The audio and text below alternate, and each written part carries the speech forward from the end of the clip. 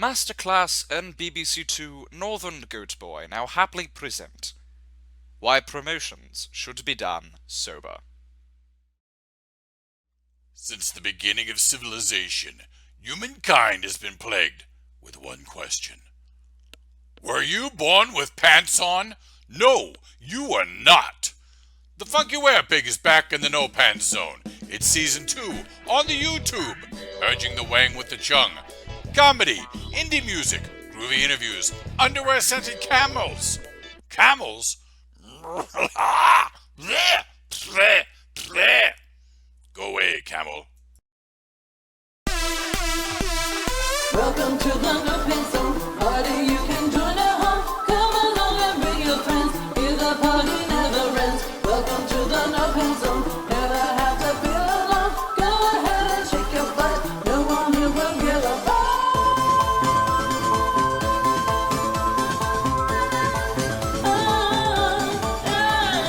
Welcome to the No Pants Zone. Welcome to the No Pants Zone. Welcome to the No Pants Zone. Welcome to the No Pants Zone.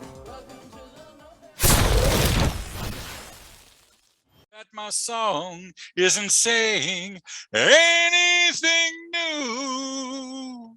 Ooh. Oh, but after the loving, I'm still in love with you. It's going out to all you piggy petters, and if that doesn't make you scream stranger danger, I don't know what will. Hey, but hey, howdy and harroink. It's me, your funky Werepig, live from the No Pants Zone studios. Throw those pants in the air like you just don't care. It has been the perfect October day, and that means there are no brakes on the dick train for this show tonight. No, no, no.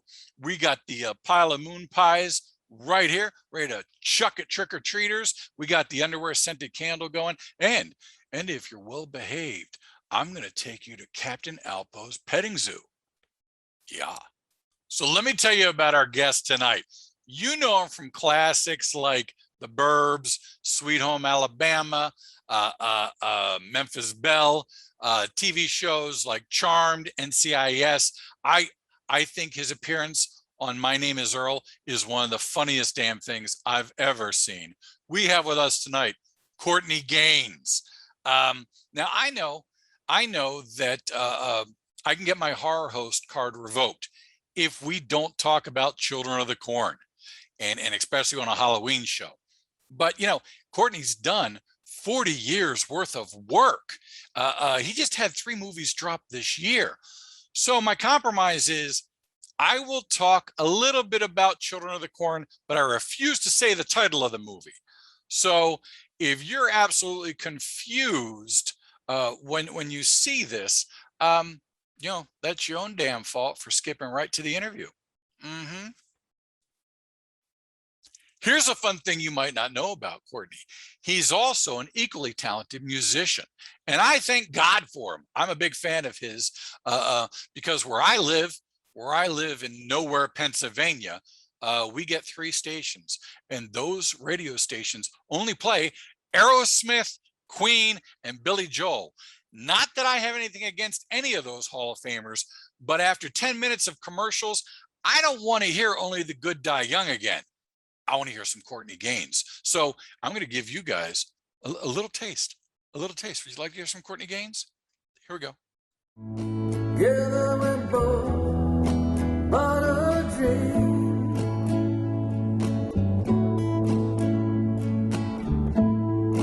Lost it all, this one scream. That song just dropped this month, and it's all acoustic stuff, but he has this whole other band called Ripple Street. You want a taste of that too? Huh? You want some of that?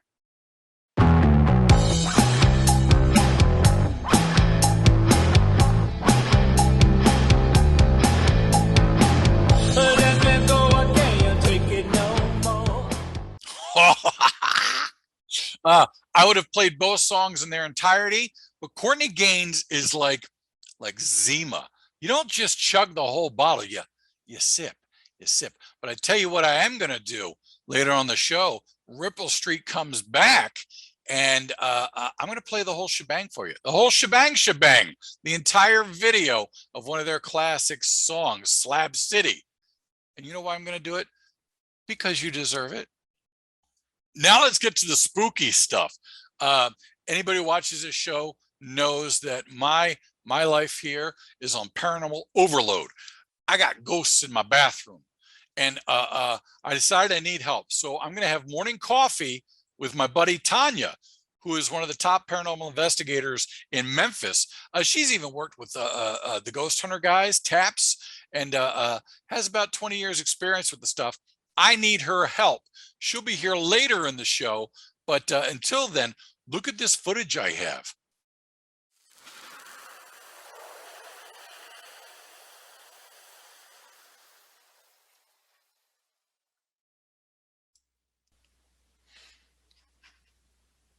Did you hear that?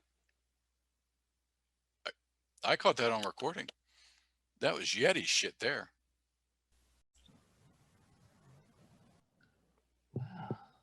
Did you hear that? I did. I've never heard disembodied voice. Yeah. Okay. Well, we'll see what happens. Our musical spotlight tonight is Charlie. Charlie is ripping it up in LA, kicking bahookie, and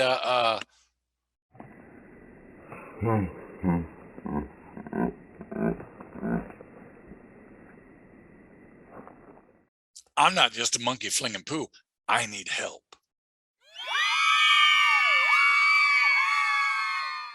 With flawless continuity, there he is, like a mothership swooping down to pick up survivors from a planet that deserves to be blown up.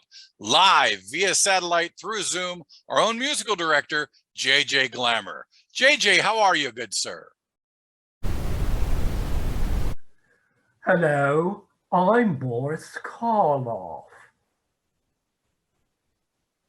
Nah, I'm just screwing with you. He's dead. That's pretty damn scary.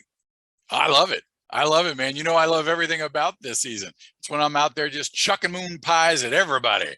So, hey, do you have anything planned for Halloween? This Halloween, I'm dressing up as Catwoman, but not the Michelle Pfeiffer Catwoman. I'm not that beautiful. Dude, you are a sexy beast. Everybody in this room knows it. Everybody at home knows it. And you know it too, don't you? Yeah. Attaboy. Look at him trying to be all humble. Hey, JJ, if you would, let's go right to the Magic Farmers comedy break. And do you have something a little spooky you could play? Oh, yeah. I have a fun Halloween song. It's called The Kids All Have a Sugar High, So Mommy Moved to Maine.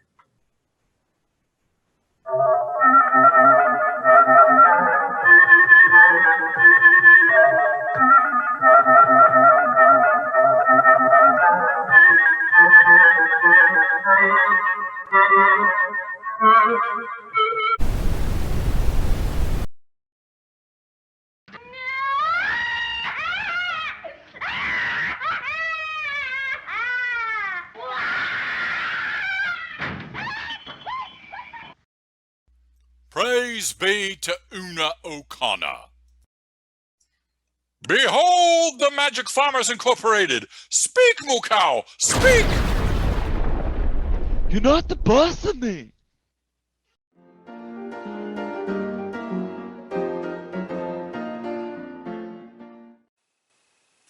Animals!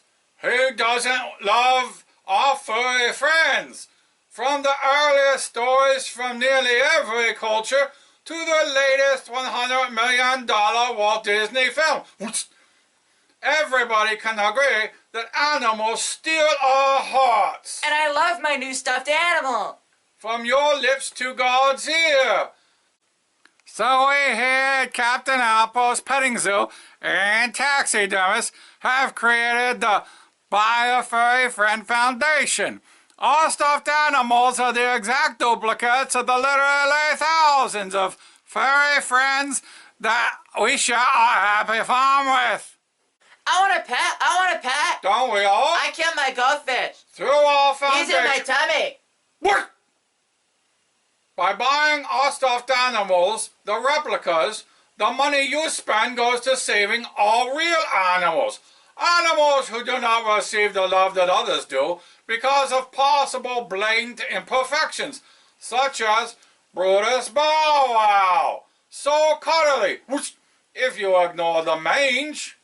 I want the mange. I want the mange. Because you've been hugging her exact duplicate, Billy, you probably already knew. When we say exact, that's exactly what we mean. Whoosh. But let's just say maybe mange is not your thing. There's still so many other animals that you can choose from. Like Scott, the lethargic animal-tested llama. So many colors. Thanks, cosmetic companies. Sure, Scott may not all be there, but he's still so much fun to play with. He can only run in circles.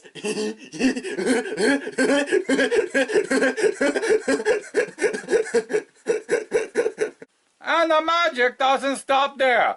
You can choose from Maggie, the rabies-laden monkey. Cute little Heiko, the hump your leg till it bleeds beaver. Or Edward, the shy sea turtle with the elephantitis-infected scrotum. He moves just like this. Bouncy, bouncy, bouncy. Oh!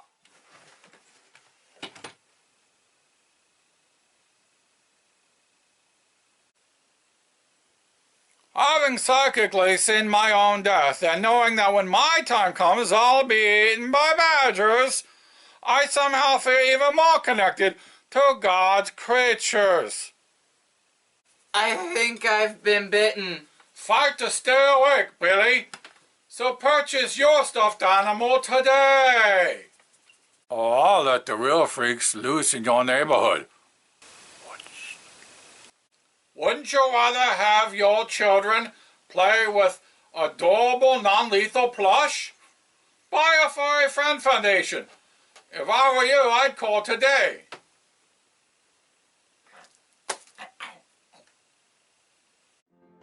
Captain Alpo's Petting Zoo.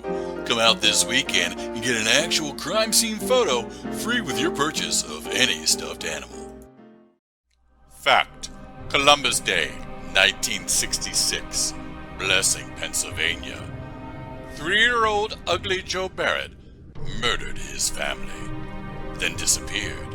Fact: machete, chainsaw, improper insertion of a tire pump. Death arrives wearing the true mask of evil. For over 50 years, horrifying unsolved murders have been filed under Ugly Joe, a serial killer who leaves behind only crayon drawings. Really good crayon drawings. I mean, check out that parrot. Probably like the best crayon parrot ever. Fact: in order to survive, you need the facts. Is it politically correct to die on Columbus Day? Can your virginity save you? Can you really stick a man up on a wall with a kitchen knife? The legend of Ugly Joe is your only hope in solving all the mysteries. Gregory L. Hall's The Legend of Ugly Joe is available at Amazon Books. Oh, this voice is scary.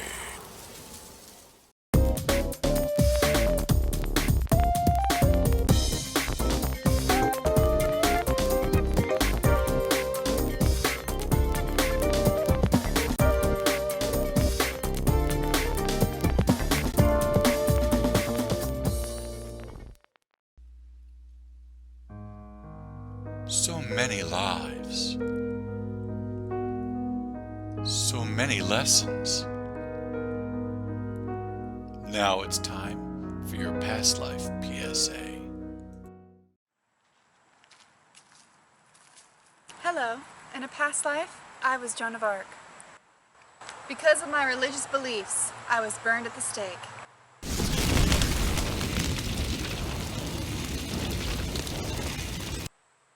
Hey kids, don't smoke.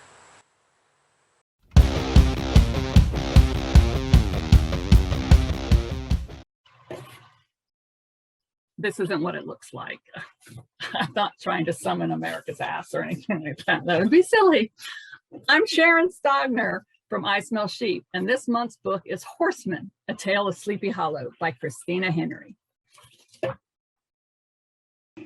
Horseman, A Tale of Sleepy Hollow by Christina Henry.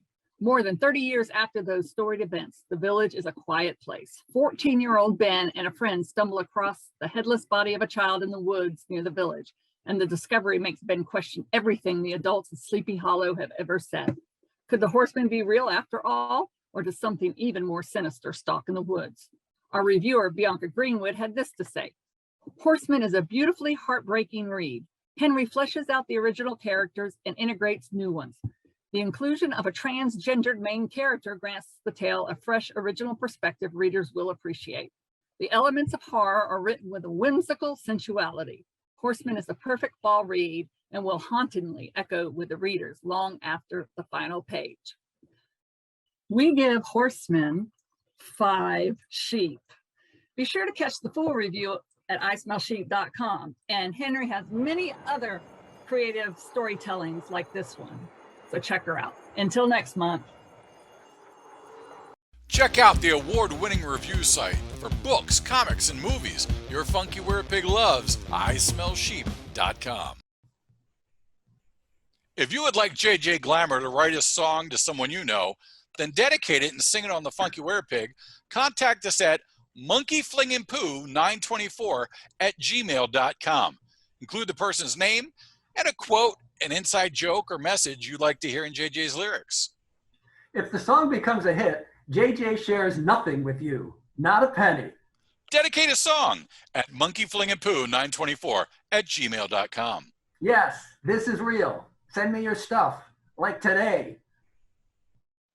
This goes out to Jenny from someone. Someone pretended not to see me at Denny's, vague booking. Someone didn't even post happy birthday, vague booking. I'm not saying who, but someone is a bastard. Vague booking, vague booking. Hey Jenny, everyone knows it's me, your ex-boyfriend Steve. Vague booking, vague booking, vague booking. I hear wedding bells. Good luck, kids. Subscribe to the Funky Werepig and let the laughter and the music fall right into your hands. It's my favorite time of year when I like to watch a Halloween marathon and scream at the TV, Sam Hain? You're an educated man, Loomis. It's pronounced Samhain.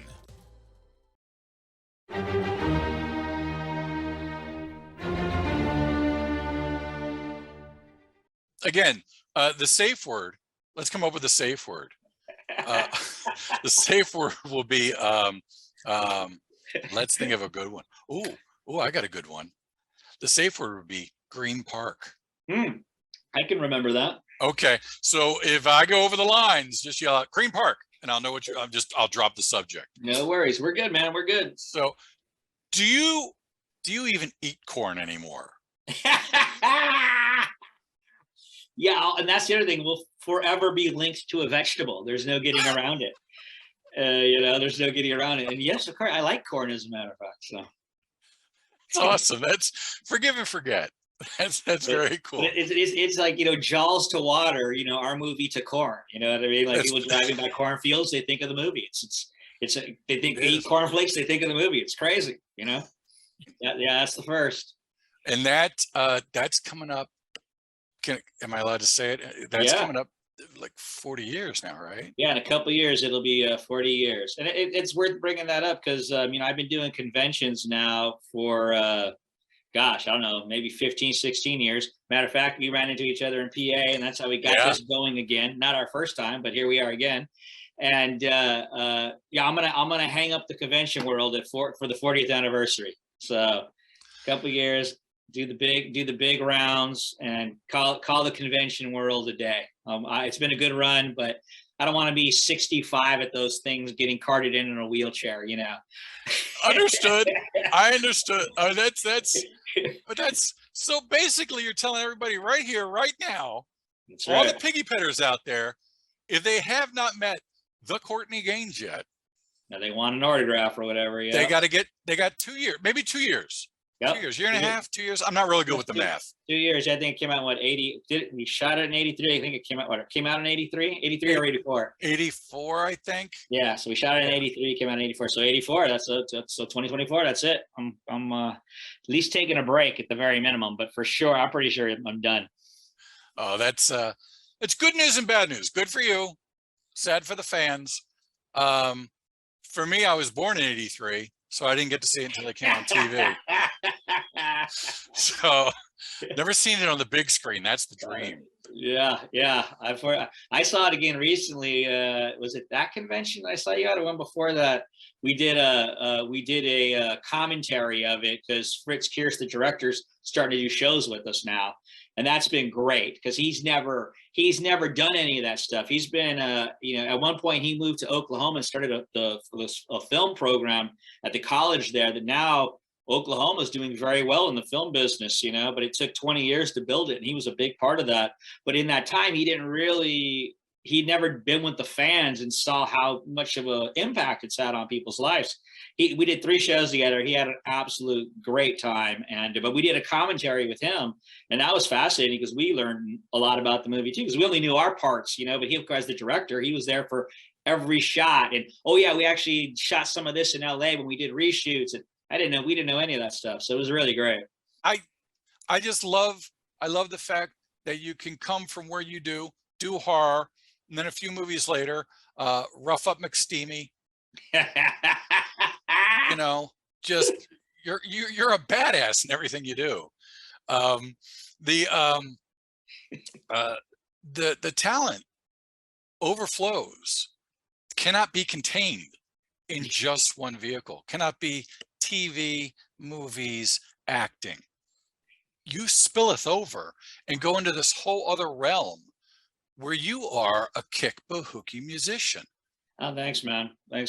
Yeah, I think creative people, it's not uncommon for them to do more than one thing. Like Tony Bennett paints, I think artists are artists, and we and the things we can do on our own that we don't necessarily have to wait for a job to come along, right? So yeah, I've been taking guitar lessons as long as I started taking guitar lessons at 13, the same time I started taking acting lessons. So they've always kind of gone hand in hand, and it's just definitely been a more a personal journey in that, it's helped, like we were talking about Green Park as the song that just came out, personal story about love, loss, and things like that, things that helped me to grieve things I've gone through, like an outlet for me personally versus a character or an actor. I might be using stuff personally, but you won't know what it is, right? I'm using it, but it's within the guides of this character, this mask I've, put on. So whereas the music, a lot of it's just, stripped down, absolute real stuff, Now, are you the type of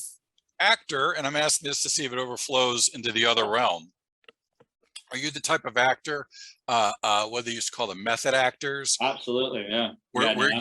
Do you do the full thing where you break down to amoeba stage, then you're bacon frying in a frying pan, and then come back as whatever character you're playing? What I'm trying to accomplish as far as work, what they call working from the inside out, right? So it's like I need to be reacting and thinking like this character, not reacting and thinking like me. And so that takes a while to build that up, right? And then the other side of the method is you maybe, if you're not, say, getting where you want to go in this moment, you might tap on something of your own. You might pull out some of the skeletons to get the feeling, the juices flowing, the vibe flowing, and then you drop back into the scene. So, and that's, for me, it's what separates, quote unquote, the men from the boys, is are you willing to go to those places? And that's, that's where I take some pride in my work, because I'm willing to dig up whatever is necessary to get wherever I gotta go. It doesn't feel good at the time. I'm not enjoying it at the moment, but it's how I get where I need to get.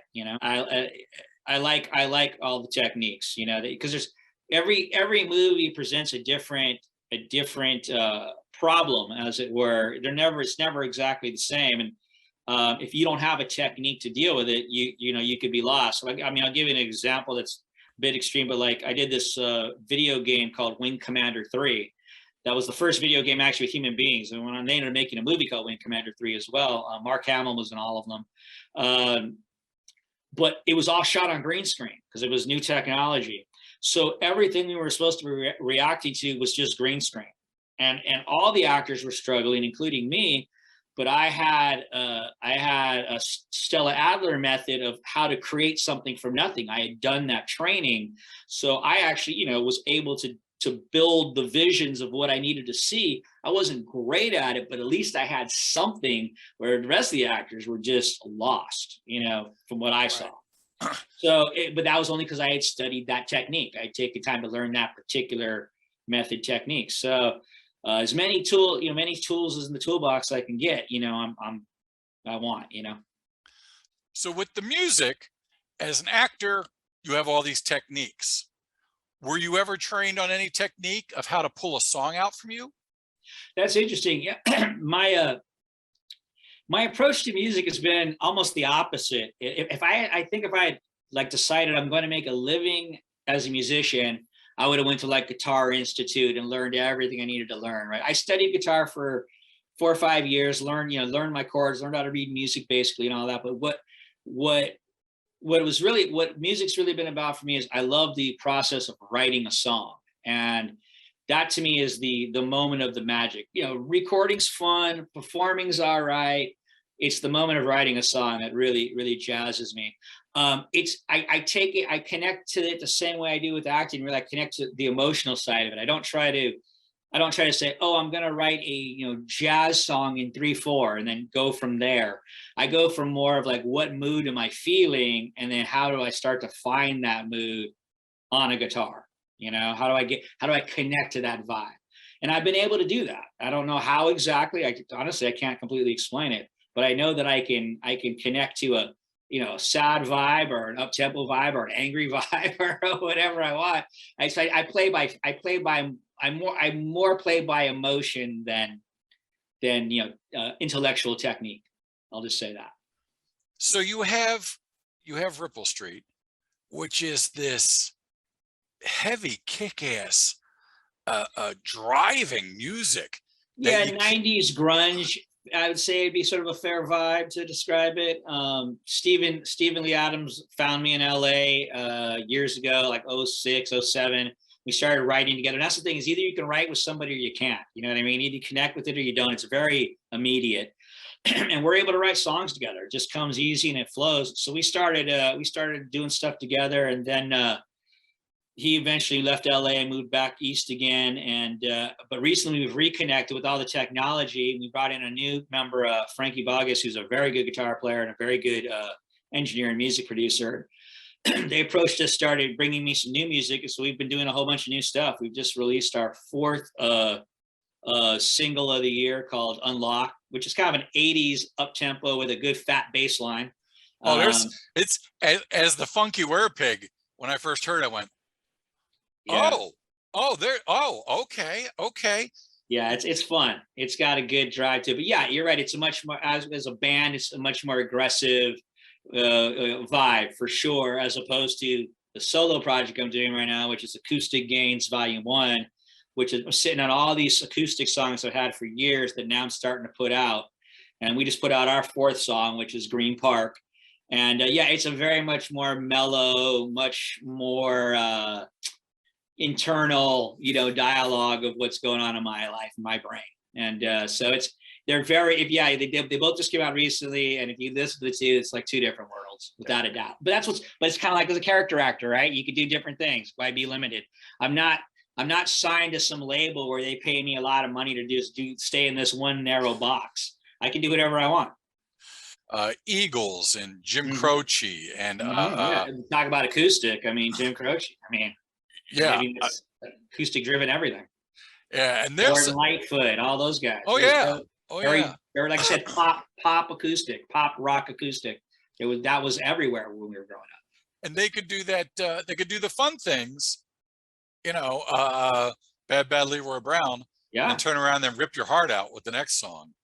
Yeah. It's definitely different. Definitely different than today. You're a little more sensitive than today's, stuff. I don't know about that. I don't know about that, and here's why. Because I know a dude who acoustically can sing songs like and I'll mess it up because I know I was putting the extra word, but you sing it. I can't help it. It's Journeyman. It's just Journeyman. But Journeyman Blues, yeah. I always Blues. sing Journeyman Blues. Yeah. And that's a rockin', moving, fun song. Yeah, that's a great song. That was a great experience. I was dating a girl at the time that Matt Sorum's girlfriend, they were best friends. So we went up to Matt's house and my girl plugged that I did music. And he's like, sing something. I'm like, oh man, like this is Matt Sorum, like one of the best rock and roll drummers of his, the Cult, Guns N' Roses. But I did, and he's like, I like your voice. You want to do something? And I was like, yeah, I got a song I want to do. And so I put a band together and brought him up there, and that went really well. But what it needed was like a really good bluesy lead underneath it. And I didn't know where I was going to get that. And I sort of threw that out to him. And all of a sudden he's like, hey man, Slash has got to come up here to do something else. I'm going to have him do a pass on your song. I was like, you got to be freaking kidding me. He's like, nah. So I went up there and so we had this really good engineer who had just come off a Stones album too. And I watched these two complete pros work. Watch this, just Slash and this guy work out the lead. And it was just, it was like watching a master or like a master athlete where they don't look like they're running, but they're passing everybody else. Yeah. That's what it's like to watch Slash play lead guitar. It doesn't look like he's doing anything, but the guitar is absolutely screaming. It was an amazing experience. And when he left, Matt was like, if he didn't like the song, he would have just done one pass and left. But he stayed for like 4 hours and like worked it out. And that really took the song over the top, in my opinion, was what he added on, the spice he added on top of it. So that was a great experience. That's one of the best produced, for sure, probably the best produced song I've ever had done. And I think it rocks. I think it definitely rocks. Now, on the flip side, on the heartbreak side, not necessarily heartbreak, but for me, when I heard it, it was like, oh, damn, that hit home. There was a time. Yeah, that was the first one I put out of the Acoustic Gains Volume 1. Yeah, that's a song that I wrote right after probably maybe the first year my son was born. It was just being reflective about sort of the stages, because to me, for me, life was before my son and then life after my son. To me, it changed everything. The equation of what life's about and what your purpose is. And he's looking over there, this kid. It's nice. They're giving me a 1-finger salute. So nice. I'd kick my kid in the ass if he did that when I said that. If I said that to him right now, but if I was saying something that heartfelt, I'd kick him in the ass. That's right, with love. That's right, with love. But no, but it really did. So at that time, I was just sort of reflecting on the stages of childhood to teenagehood to adulthood, and it's a song again I wanted to put out for a long time, and I thought let's start with that one for this Acoustic Gains. So that was good. I'm glad you talked about it. It means it left an impact. So it probably because we're heading at the same speed. Right. When we look at the calendar, I was like, oh my, that's not even cool. That hits home. That's not, it's I always tell anybody that will listen, because they don't. But I always say, when you're a kid, you don't think about nothing because you're a kid. Then when you hit a certain age, usually hitting, early 20s, there isn't a thing you don't know. Right. You think you know all the answers. Everything. Like the song said, I had all the answers in the palm of my hand. Yes. Yes. And then, you get the flip side of 50 and I don't know shit. Exactly. That's exactly how it works. And people try to tell you that, but you only experience it. It's the only way your consciousness is at that time. I don't know why, as we get older, we become, you tend to see things from more angles. When you're in your 20s, you're very defined. Like it's this or it's that. I like this. I don't like that. But as you get older, you start to see all the angles, and then it makes it harder to make decisions. Actually, I kind of sometimes wish I was back in my 20s where it was just easier to make a decision. But at the same time, you have a much wider scope purview of the world, hopefully. It's a lifetime ago, but those things I tend, instead of, some people remember things and like they were yesterday. For me, I don't do that as much, but like a song, I can connect back to something in my past, like it was yesterday, because it has the emotional essence, I guess, of the experience. Yeah, I was gonna say, is it easier sometimes? This, I think, would be one of those types of songs. Correct me if I'm wrong, but don't yell out Green Park as the word, because I can't tell whether you're continuing the conversation or it's the safe word. So I screwed up on that. But do you sometimes write things that when you write it, the impact is so hard on you personally that you got to put it on the shelf until you can put time and distance behind it and circle back around? No, really the exact opposite. Like I said, I use the songs as therapy. And the great thing about a lot of these, like by playing them over and over again, so you kind of get that stuff out. Like Ripple Street's first record, that was a breakup record. That whole thing's a breakup record. That was a relationship that went awry. And right when Steven approached me, and I used, all the performing we did in the writing of the songs, that was just for me, that was just therapy, so it was a way to get all the angst out I had over that situation. So like I said, for me, even acting class, can be very therapeutic. And also acting can be, I mean, there's been times where I've been upset about something, whatever, and I take that and I bring it to the work, and I get it out through the work. So I think artists are lucky in that, we have a place to vent. I think that's the difference between going, quote unquote postal or not, so it's like, I'm thankful that I have places to find a way to get my stuff out. Cause I think everybody needs to find a way, whatever that is, whether it's some people, they run, that's their meditation, breathing.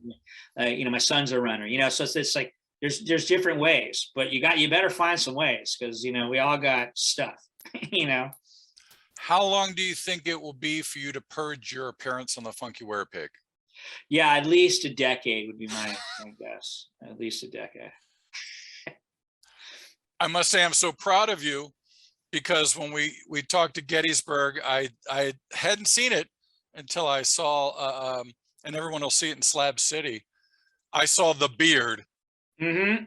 I saw the beard, and you explained it to me. The face is the paycheck. That's what they pay for.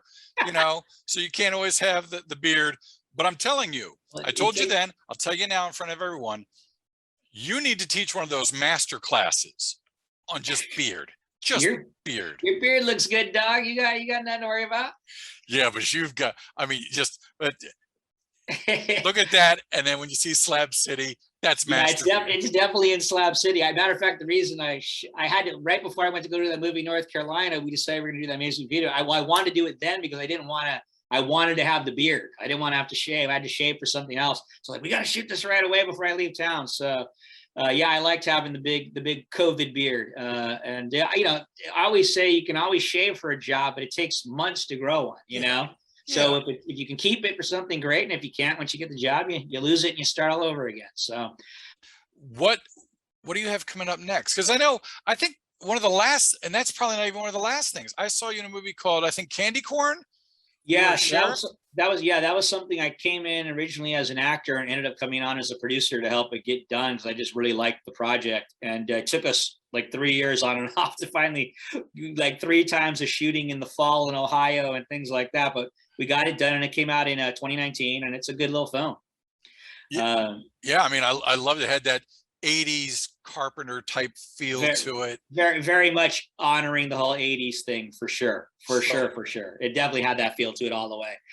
So I did a bunch of projects that then didn't come out for a while because of COVID. That bunch of them came out this year. So all kind of back to back. One was a movie called Queen Bees, a comedy that I just had a cameo, but I got to work with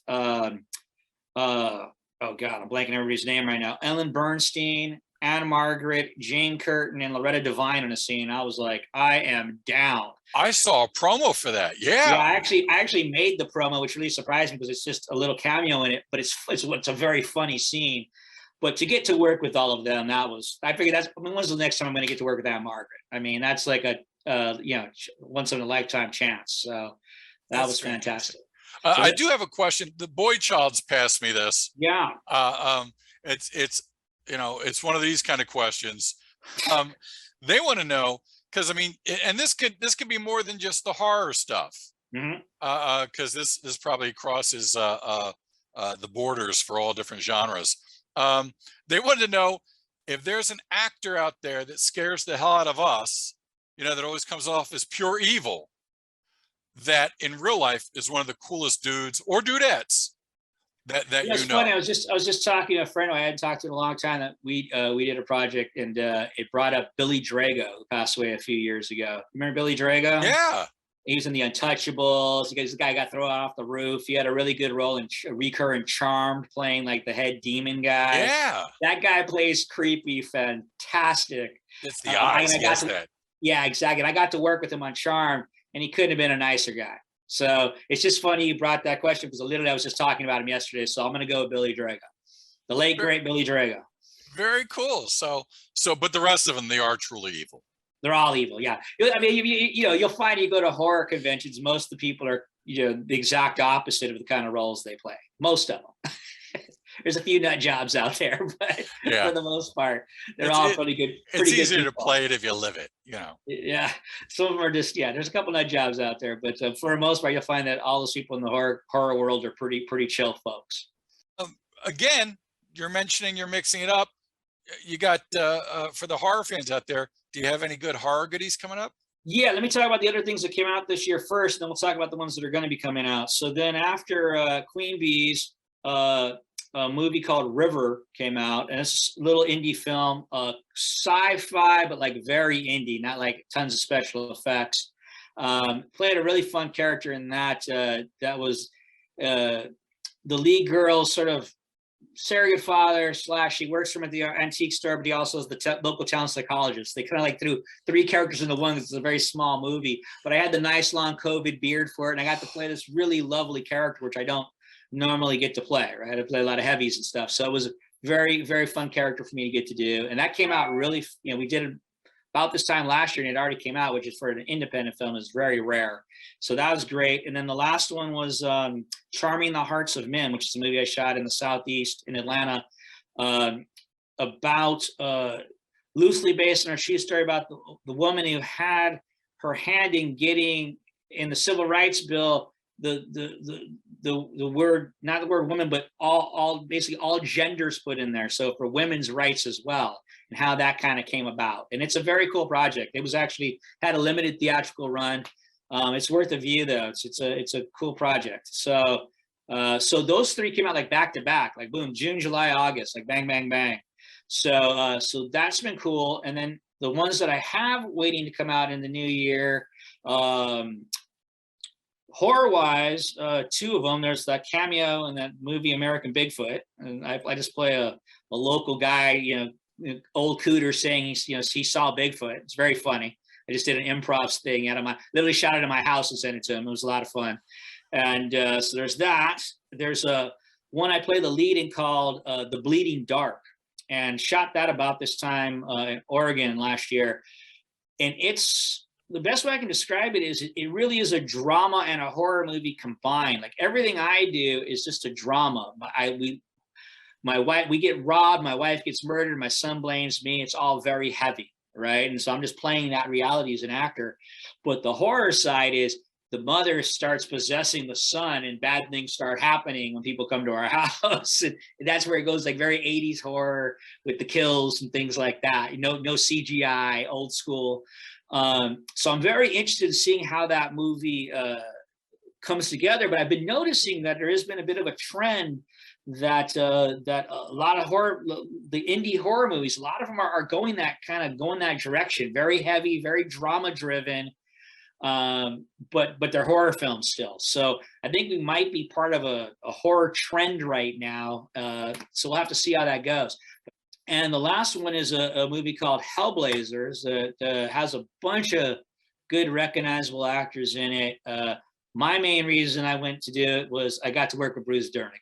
And that was by design. The director knew us, knew that we'd worked in the Burbs. And so he knew that would suck me in to go do it, which it did. It was just great to see Bruce Dern again and thank him for he left such a good impression on me doing the Burbs. He was so encouraging of my work, and that meant the world to me because I've always been a really big Bruce Stern fan. And he's another one of those that's just he's a beast. He's a beast, and he's still, he's like whatever he is now, age-wise.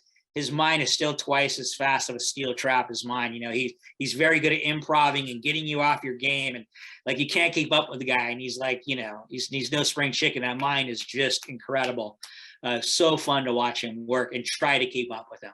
But it was so great to get to see him again and just tell him how much of a influence he's been and how much I appreciated his positive feedback when I was an up and comer. I want to thank you so much for spending your time with us, for especially the Halloween October show. I know in just the time you've been with me, you could have recorded 9 songs and done 2 movies. That's right. So I greatly appreciate it. Keep doing what you do, good sir. Thanks, man. And we'll keep tapping into all sides of it. Sides of the multi-talented thing. I still tell you, you don't ever take my advice, but I'm telling you, you need to put it in your contract when you're on set and you're acting and everyone else has got cameras rolling. The second a song comes to you, you have the right to stop everything. Wait, everybody, I got a tune I got to write. I'll be back in 20 minutes. They don't wait around. When they come, you got to write them down, and people should know that. That's true. They come through you when they come through you. That's for sure. Put it in the contract. But hey, well, being that this is the Halloween episode, happy Halloween to y'all and everybody watching. Have a good one. All right. Thank you, sir. And we will catch up with you again soon. Very good. Are you ready, piggy petters? Then let's put the needle to the record.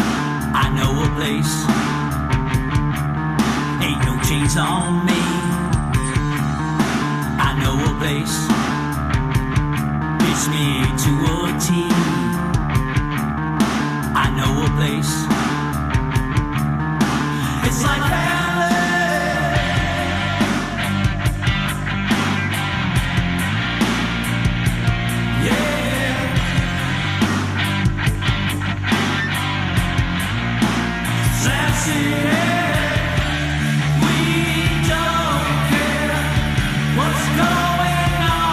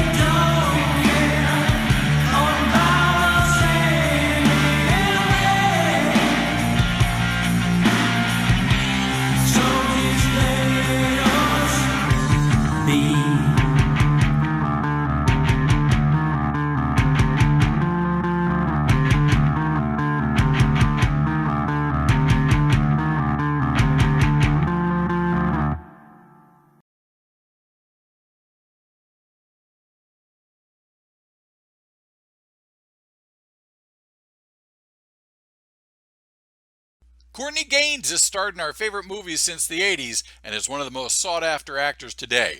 Keep up with his latest projects at the Courtney Gains fan page on Facebook. And if you love Children of the Corn, check out MalachiRising.com. Courtney and famed artist Ghoulish have created a trend-setting community featuring digitally hand-painted artwork, events, and so much more at MalachiRising.com. And now your monster of the month. Boogity boogity boogity. Melonheads. A mad scientist's experiments go horribly wrong, and now the victims are out for vengeance. Fruit salad. Yummy, yummy.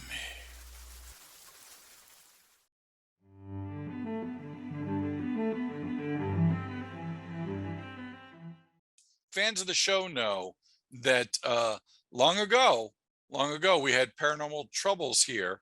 I pulled in a dude from, I think, Tennessee, paranormal investigator, who came on the show and said that it was localized. The crux of it was coming out of my bathroom. And then that's when he gave us the quote that haunts me to this day. You got Satan in the shitter. I can't. I've never heard of that. I'm impressed. Like, you have got the mother load going on right there in your bathroom. Yeah, and he really didn't. He just ran out of the house screaming. So I've just been pouring like holy water in there when I flush. And then that's great. I tell you the truth. I'm so damn scared of that bathroom. It's right down the hallway. I don't use it at all anymore. I go outside. I don't blame you. If Satan was in my bathroom too, I think I would just let him have it. I mean, I let the boy childs go in there. They can handle anything. They probably put him there. They probably put him there. They probably, you know what? They probably did. They were tired of you using that bathroom and stinking it up. And so they were like, how can we get this bathroom to ourselves? So they popped out some kind of book and started Homnio Ringe queuing. And the next thing you know, bam, Satan. Is that a Parliament Funkadelic song? What the heck would you just say? I think I learned, where did I get Homnio? I think that was from Pee-wee's Playhouse, I believe. Yeah. Okay. Somebody can tell you where that sounds like a spell that would work. Or some Buddhist temple, one of the two. Pee-wee's Playhouse, a Buddhist temple. Flip them, same thing. Okay, well, here's the dealio. So I thought it was down the hall.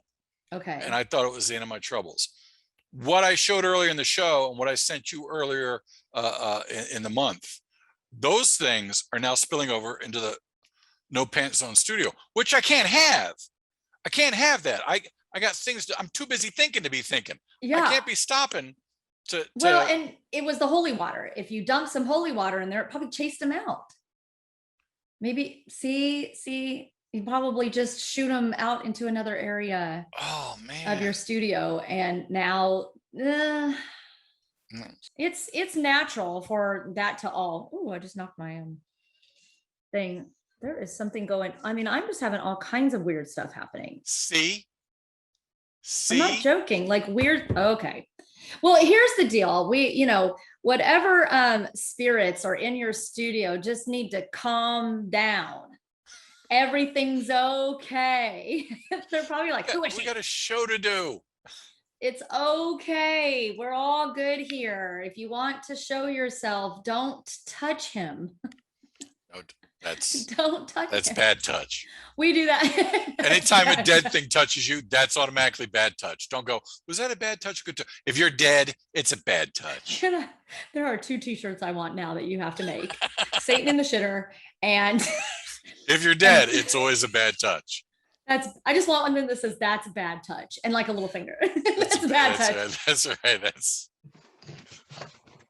And as I'm doing my intro, I see somebody, I just turned my head slightly and I saw somebody walk that way behind me at the corner of my eye. And as you saw in the video, I reacted the proper way. Because you reacted, that's for sure. That's one of the best things to do if you're scared of a ghost is try to punch it, right? You have me tickled. I don't know if you can. I mean, Even the there, threat of punching it, I think. I had to watch that like on repeat over and over because your reaction was so legit and sincere, but also so kind of composed and professional at the same time. Because here you are recording and you're like, and blah blah, and something about Charlie, and then you're just like, but you just kept on kind of doing the intro as you're about to like beat up whoever. Just I was like trying so hard to see what you saw, but Well, in your expert opinion, which one was I doing, fight or flight? you were fighting, man. You were all about it. I mean, that fist was up before I think you even thought about it. I think your natural instinct just, I mean, you're daddy bear, I guess. So, I mean, Well, here's the thing, not to brag about myself, but I know a lot of people who have been professionally trained as fighters, whether they've been, in the military or whatnot, or professional boxers or wrestlers, and they're trained to do this. I like to think my approach is unique because if you are going to strike as a professional, if you've been trained, to fight, your first reaction is to strike. right. And mine, because I was trained by reading Marvel comics, is to just show the fist and punch from back here. I mean, It's that's what you much more did. powerful if because anybody can punch you immediately and knock you out. But That's when you true. do that I punch, mean, you got to get the power behind it. You got to yeah, reel you back. got to get And the Marvel comics, kind of thing going. So you had that going and then some. I would have, I got so tickled. Like I said, I had to watch it over and over because I listened to it several times to see, the other two, what you guys were hearing or what you were experiencing by yourself. The whole Yeti one had me rolling because just your reaction to it was like, your reactions are hilarious. Like I need this more in my life like this. It is a little weird to think, and you know what? I'll freak you out even more. It's even scarier to think that there's the whole theory of why would, okay, I live in Memphis. Why would Elvis come through on a session if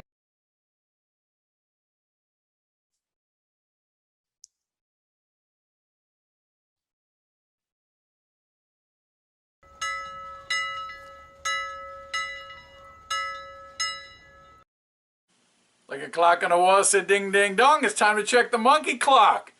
The batteries in the monkey clock died long ago, so when I look up and I see that the time is 10 after 12, that is the correct time. Because one does not argue with monkey clock. harroinks and hugs to our special guest tonight, special superstar guest, Mr. Courtney Gains. Really appreciate you spending the Halloween show with us, and then you bring the music. That's just two kick bahookie. And I got to tell you this is a little behind the scenes things for you folks at home. I think the thing I appreciate most is with all the things you've done in your career and all the circles you run in, you're still just such a chill dude. You're just a guy. You're just a guy. And I really appreciate that about you. Everyone I know says you're the nicest dude in the room. My priest has even said, if there's one guy that's going to be going to heaven, it's Courtney. He just said that the other day. High fives and disco hip bumps to the Magic Farmers Incorporated, Goat Boy, Ivan November / Malone, President James K. Polk, McCoy, and the dude who always brings everyone together, TMV Cafe owner, Brad Feud. What? You don't pronounce it, you just say EW. EW. I'll write myself a note. So, hey, did you know that EW on the TMV Cafe is digging in the archives and he's pulling out the old Funky Werepig shows? Yeah. Just last week, I think EW played the original interview I did with Courtney like a decade ago. That's pretty cool. We should do a promo for that. We should make a promo letting people know that TMV Cafe has brought back the old Werepig shows. You can now go old school, funky Werepig radio classics every Friday night party night on TMV Cafe Radio. That was fast. And whoever did the impersonation of me was spot on. That was impressive. So yeah. Check it out. Funky Werepig Classics, followed by EW's show, Paranormal, with his sidekick, Evil Annie. And every week they go live. They're live and they discuss a different paranormal topic every week. So, dudes, now you're booked on Friday nights. Oh, I should tell you that Tanya is okay. I probably should have led with that. But she's good. But you know, when you live in Memphis and you call out Elvis, boom, you know, it's worth going back in the show and watch that segment again. It's pretty freaky. I was all of a sudden by myself. But let's put up a picture of her so everyone can say hey to Tanya. Thank God everything's back to normal. Tanya, we are going to finish our morning coffee, and let's do it in a Funky Werepig special because we still have so much to discuss. But let me pitch you on this idea, if I may. Pick a date. You can either come up here or I will go to Memphis and then let me do a paranormal lockdown with you and your team. We'll dedicate an entire show to it. Now that would be epic. Only one more thing left to do, and there he is, Mr. JJ Glamour. JJ, how are you, good sir? What a show, huh? What a Halloween show. I mean, this is, and it's been weird. Weird things have been happening all night long. So if it's okay with you, I'd like to wrap it up. It's getting dark out there, and I need to run through the house and turn on all the lights. So if we would, let's take care of some business. Let's put the needle to the record. Let's throw those pants in the air like we just don't care. And if you would, good sir, play us out and make it something funky.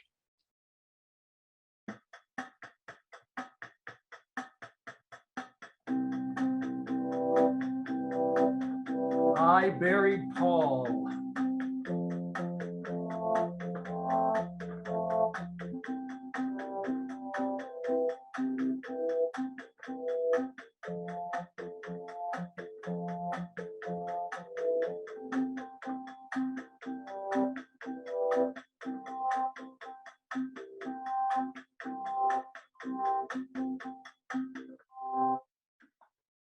I never wonder if a zombie is going to bite my face off. I wonder when.